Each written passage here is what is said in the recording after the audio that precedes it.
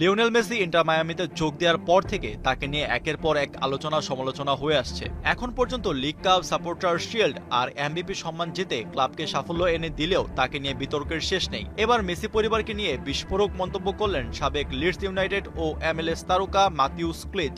Polish এই midfielder food ট্র্যাককে দেয়া এক সাক্ষাৎকারে মেসি পরিবার নিয়ে ক্ষোভ প্রকাশ করেন।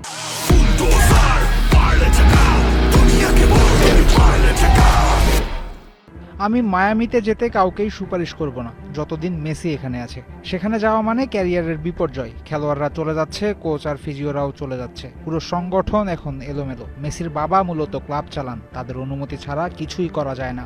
মাথিউস ক্লিচ বলেছেন, ইন্টার মায়ামিতে সবাই স্প্যানিশে কথা বলে, যা অনেক খেলোয়াড় ও স্টাফের জন্য অস্বস্তিকর হয়ে উঠেছে। স্টেডিয়ামের অবস্থান নিয়েও আপত্তি আছে তার। মায়ামি শহর থেকে চেস স্টেডিয়াম প্রায় 1 ঘন্টার ড্রাইভ।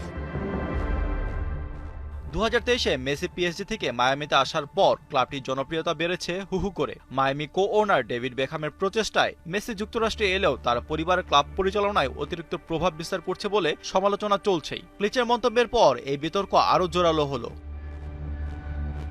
একই সঙ্গে MLS খেলোয়াড়দের জন্য বিকল্প ক্লাবের নামও উল্লেখ করেছেন সাবেক এই MLS তারকা। তার পরামর্শ, নিউ ইয়র্ক রেড বুলস আর নিউ ইয়র্ক সিটি ভালো অপশন হতে পারে। ন্যাশভিল স্টেডিয়াম, জিওডিস পার্কও চলে। কলম্বাস ক্রু ও সিনসিনাটিরও ভালো বেস আর স্টেডিয়াম আছে। পোর্টল্যান্ড ও সিয়াটলের পরিবেশও তার কাছে প্রশংসনীয়, যদিও সেগুলো অনেক দূরের অঞ্চল। এদিকে এত সমালোচনার পরও LM10 মায়ামি ছাড়ছেন না। চলতি মৌসুম শেষে তার বর্তমান চুক্তি শেষ হলেও শিগগিরই নতুন এক চুক্তি সই করবেন, এমন জোরালো সম্ভাবনার কথা নিশ্চিত করেছে একাধিক গণমাধ্যম।